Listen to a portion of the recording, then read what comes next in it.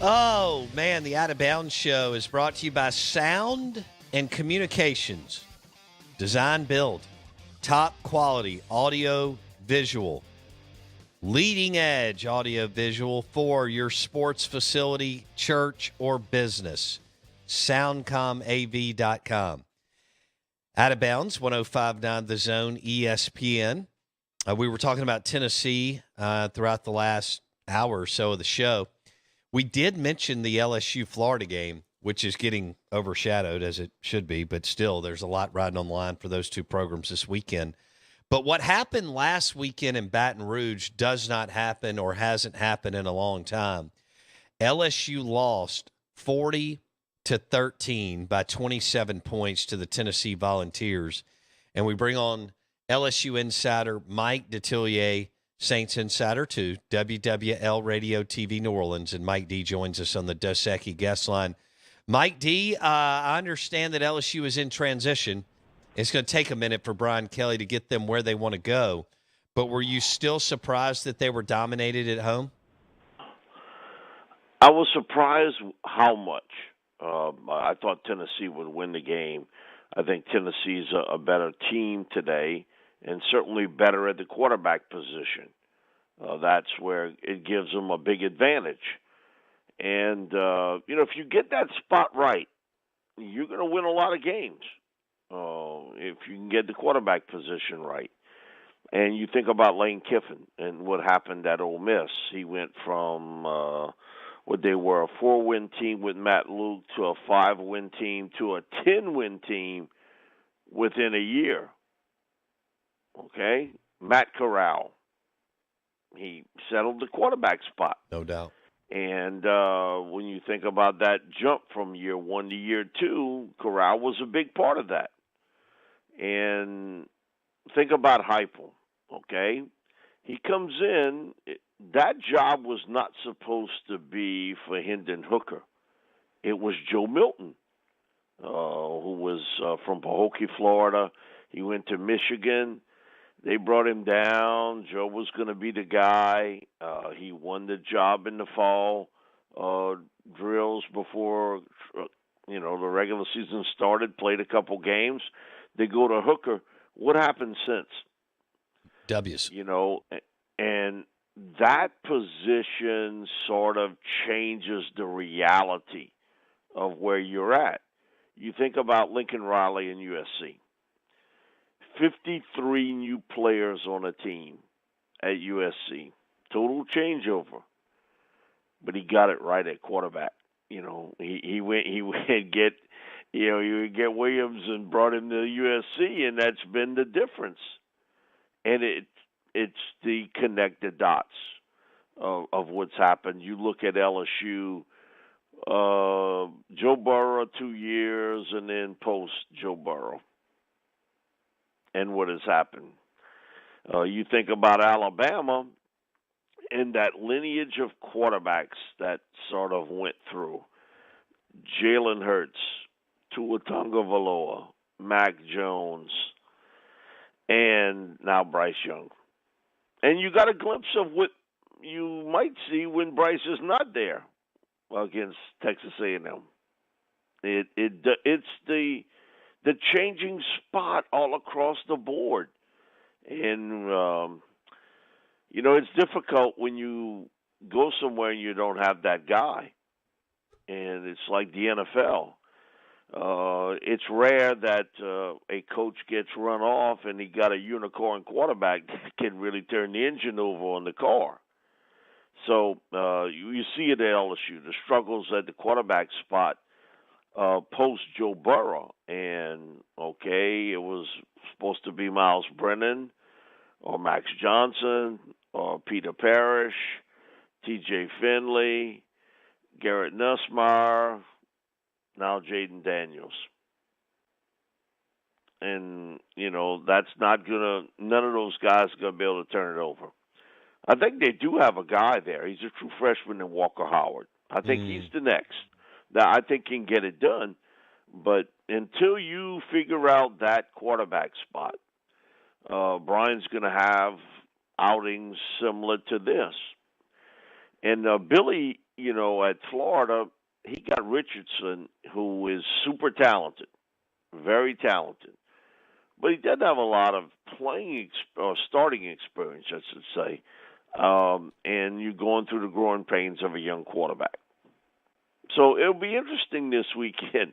It is a rivalry that both teams, they don't like one another. They hate one another, and that this rivalry goes back for quite a few years. And so it'll be interesting to see which one of the Richardsons show up, because I've seen him when he looks really good, and I've seen him when he looks really erratic. But when he was at Manning, he was the most talented, physically gifted quarterback there this summer. Wow. I think anybody who was there saw it. He was the most physically gifted. He wasn't the most accurate, but he had all the tools. He really does. And again, I think it'll come in time for him. But by the time that sort of settles down, he'll be playing in the pros. He will be playing for the Gators. Mike, you don't think that LSU? You don't think Brian Kelly will allow the team to check out, do you? No, he's not that type of guy, and he'll get their attention real quickly. And the surprising part is they seemingly were not focused against Tennessee. Okay, you fumbled the opening kickoff. Special teams has been a cluster from day one with Kelly. And yet he talks about it every day and how much emphasis they put on it. And I think they really have. It's just been one mess up after the other. But you had situations there where you had drop passes. One, Keyshawn Booty dropped one early. Jeray Jenkins got hit with one. That would have been a big gainer. Drops that. Defensively, while they had played really well, that wasn't the case against Tennessee. And they got hit with the tsunami. And you could tell. They looked overwhelmed. It's funny, 2 weeks ago, he made a comment about we're going to have some rough days here at LSU. And everybody sort of raised the eyebrows. He said, get ready for some rough days. I don't think he thought it would be this rough, but I think he could kind of foresee that this team is still not sort of believed in his coaching staff. And he has talked about that numerous times. There comes a moment for every coach taking over a team that your team's got to believe in you. And we thought maybe that had been the Mississippi State game. But apparently, that's not the case. And so now you get into a stretch where you play Florida and then Ole Miss. You better get your confidence back real quick. All right, Mike, when you look at Mississippi State and Ole Miss, they're both playing well. Ole Miss has had an easier schedule. Mississippi State has a loss. Right now, and it's still relatively early, which team do you like better, MSU or Ole Miss? It's real close. I would give a slight advantage to Ole Miss because they can run the football with those two backs. Man, listen, that's going to win you some games. Mississippi State has the better passing attack, no question about it. I'm surprised at how well Ole Miss's defense has played. Really has. That's jumped out at me. State, we've seen it from time to time that their defense plays pretty well. It surprised me how well Ole Miss's defense has played. And so it's close between the two teams. It really is. But I think the ability to run the football, control the clock, will really help Ole Miss down the stretch. And boy, their offensive line's pretty good, even though they've reshuffled it. Yeah. And they can run it, man. You got two backs there that can really sort of take over the game. And then, this week, Mingo, who's been a good player, he all of a sudden he went into the telephone booth and became Superman. He became a great player. But Mississippi State's going to put some points on the board, and they're aggressive on defense. Man, they fly to the football. It's a close call between the two of them, to be honest with you. But I think the ability to run the football when you need to and have to is going to pay dividends for Lane Kiffin. And we said it all off season. If there's a team to watch, it would be Ole Miss. But I really thought maybe Jackson Dart would be a bigger impact at quarterback. But I think he's starting to sort of find his groove now after some rocky starts. And their defense sort of kept them alive when Dart wasn't playing particularly well. Mike Detillier, Mike D on the Dos Equis guest line. Bama at Tennessee. Who do you like? Well, I know we don't know if Bryce is going to play. That's going to be the key, because Right. if Bryce plays, it's the difference. Sure. Tennessee has more than a puncher's chance here because their ability to put points on the board, and that anytime you can do that, you're gonna stretch the rubber band against a team. And Hooker, he's the difference maker because of his man. You know, he just doesn't throw a pass that's really there to turn the ball over. It's on target. He's seemingly so synced with the receivers, and defensively, well, they've had their moments, and I don't think they're a great team defensively by any stretch. They're improved. Alabama's defense is what's keeping them there without Bryce, and they got a running game with Gibbs. They really do. But again, if Young plays, Alabama wins. Hey, all right. So you feel? I think if Bryce plays, and he's not going to be 100%, but that 80% or 75% Bryce is pretty good. I think Alabama wins, but it'll be very close. I think Tennessee will hang in there, just because their ability to score points. But I have seen their secondary play, and it's not great. And I think Bryce could take advantage of that. Okay. And was it the anomaly of the defense, because I think you always sort of remember the last thing you see, was how they played against LSU and shut down the running game of LSU. But LSU's offensive line isn't very good. Alabama's a different story. And you think about A&M, that name, image, likeness got them some talent. Man, they're too deep on defense. They're really good. They're really good on the defensive side of football. Offensively is where they struggle because at times it's kind of a sputter type offense.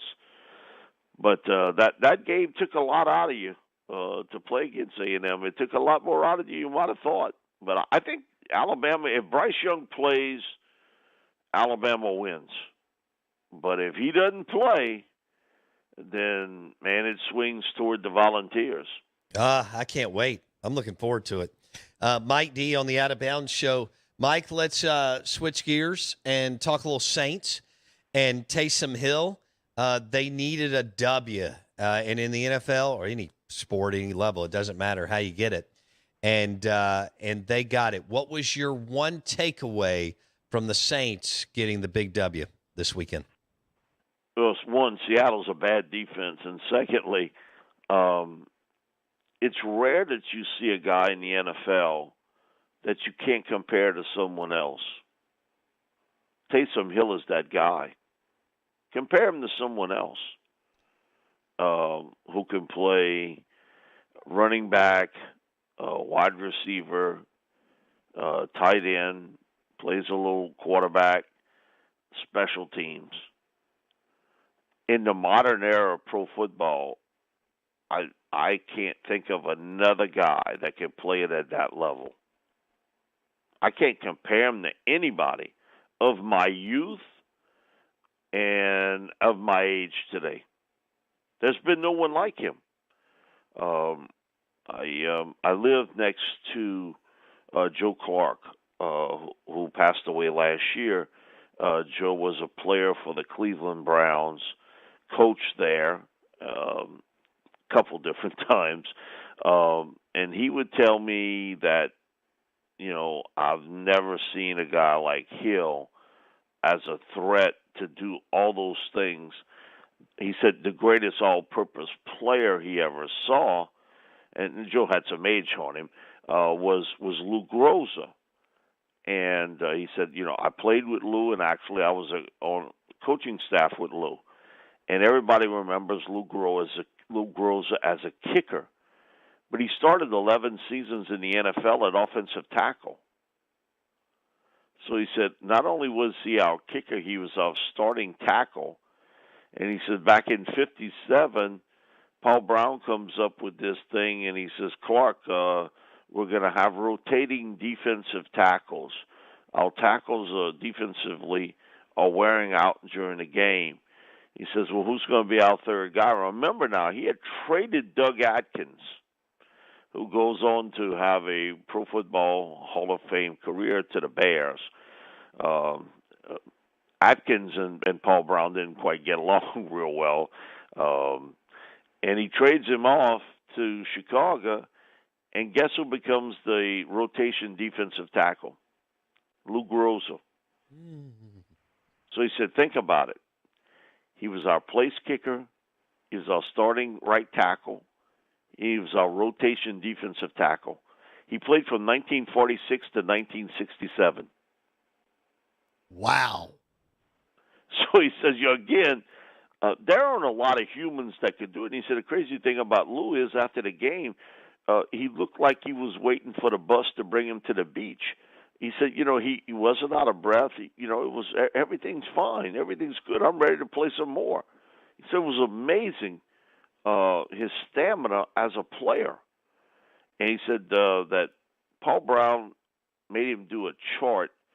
I think he told me from 1949 to 1959, which would be an 11-year span, because Groza sat out the '60 season because of a back injury and came back and played. He said the leading tackler in the NFL on kickoff 7 of the 11 years was Lou Groza. He was the kickoff guy, and he was the leading tackler in the NFL on special teams. So he said, it was amazing, but you watch Taysom Hill, and to see all of that, name me someone else that can do all of that at that level. And he's 32 years old. And he's 32. He told me about, he went for the Mormon mission, and he had been hurt every year at Brigham Young. And when he came out for the draft, him and I've done a few events together, and, he said they would bring him in and they'd let him throw at quarterback, but then he said, next thing you know, they had him running routes as a receiver. So he said, I knew probably this wasn't exactly where I was going to play. And so, he goes to Green Bay and did really well in a couple preseason games. And Sean Payton, watching the NFL Network one night, sees him running around and says, you know what, I really like him as a quarterback, and maybe we could use him as a gadget player. But it was Mike Westfall, he just came out with a book on special teams. Mike came up with the idea to put him on special teams. It was Mike Westfall's idea because he tried it with Tim Tebow with the Jets. But he said Tim was not as receptive to the idea to do all of that as was Taysom. And you look at Taysom, and, if he makes a big play or something, man, he got a big smile on his face. And, it's fun for him. And he's had a few injuries lately, but he has not went through that sort of one after the other that he'd had at Brigham Young and playing quarterback. But he's pedal to the metal every play. He's bringing it. And if you look at a key first down block that was thrown late in the game, the key block was thrown by Taysom Hill. And it wasn't just getting away block. No, he got in there like a fullback and threw that block to Spring Kamara. Again, I bring up, name me another guy that can do all what Taysom can do. So the Saints got to figure out a way to continue to have him being involved more. But I think the part that was missing too, Andy Dalton got the football out in the flat to Alvin Kamara as a receiver. That was something Jameis really struggled with. And I think those two elements give him a fighting chance if you can keep him healthy. You found your 1-2 shot because you're hurting at the receiver position today with Michael Thomas with the turf toe. Jarvis has got a ankle injury, and Olave's in concussion protocol. You had to find a way to do it, and you found a way. And Taysom, he was fabulous. But so was Alvin Kamara, as not only a runner but a receiver. Mike, I've got 1 minute. Do you think Sean Payton coaches next year? Oh, yeah. Yeah, I think you can hear it in his voice. He would like to. It'll be interesting to see where. I've always felt his interest was much more on the West Coast. Yeah. That he would like that. He's got a home now in Idaho. And so, how much longer does Nathaniel Hackett have in Denver? Man, I was thinking about that. He seems to be way over his head. The other team would be the L.A. Chargers because it is L.A., and he does have the unicorn quarterback in place in Justin Herbert. I think that would be a home run. I think that would be where he's eyed that pretty good.